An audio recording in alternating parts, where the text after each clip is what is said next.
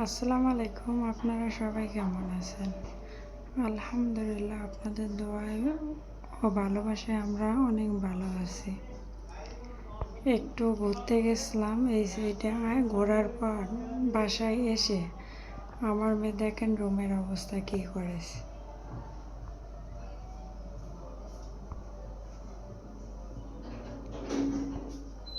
কার কার বাড়িতে এত ছোট কিউটের ডিব্বাগুলা রুম এলোমেলো করে কমেন্টে বলবেন। আমার মেয়ের মতো।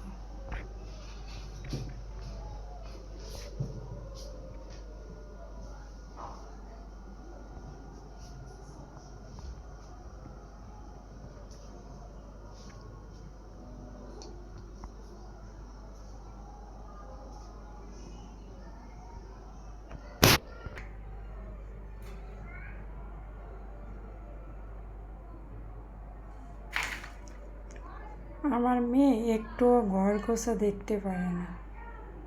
ঘর গোছা দেখলে কতখানে এলোমেলো করবে, এই ধান্দায় থাকে।